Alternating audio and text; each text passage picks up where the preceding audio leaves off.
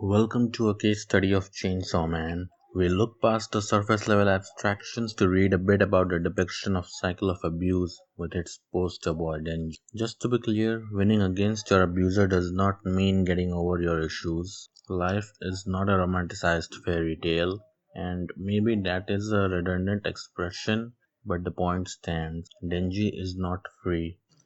Makima arrives into his life and starts grooming him thoroughly. She makes sure she is the reason for his happiness and convinces him of that as well.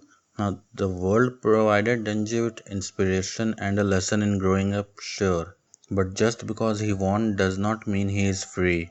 We see this from the fact that he recognizes Nayuta as Makima's reincarnation from the way she bites his finger, as Makima had trained him to do.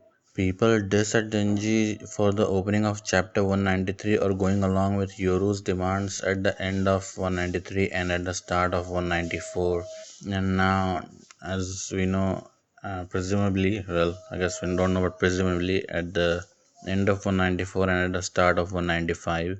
But people fail to consider how much Denji has lost, what kind of mental state he is in. Bro is in denial, he is coping, he is not grieving, he is not fully confronting his pain, even if he is acknowledging it. He is just living in whatever delusional way he can allow himself to live.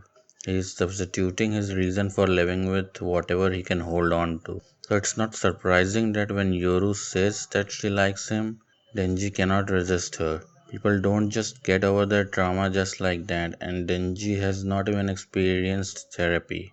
It is pretty normal to expect this kind of behavior, I believe. And right now, Yoru is the single biggest reason for his living.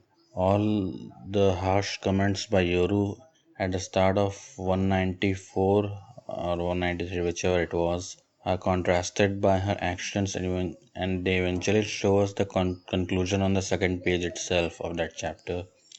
It might seem simple enough, but essentially it is a clear depiction of how and why manipulators control their victims. They suffer at their hands, but they are also the only ones who will elevate their loneliness. And that is what the victims tend to believe. That is what they are led to believe, that their salvation lies with their abusers.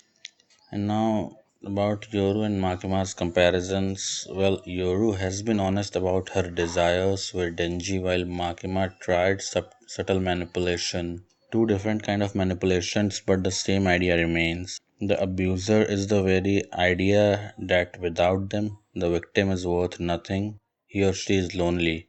They are alone. They need the abuser. This is what is being depicted via Denji in Chainsaw Man. That is the cycle of abuse, I believe, and that is the idea that Fujimoto is going for. And well, yeah, that's all on that topic. It's just a brief overview, nothing more. So thanks for watching if you stuck around till the end.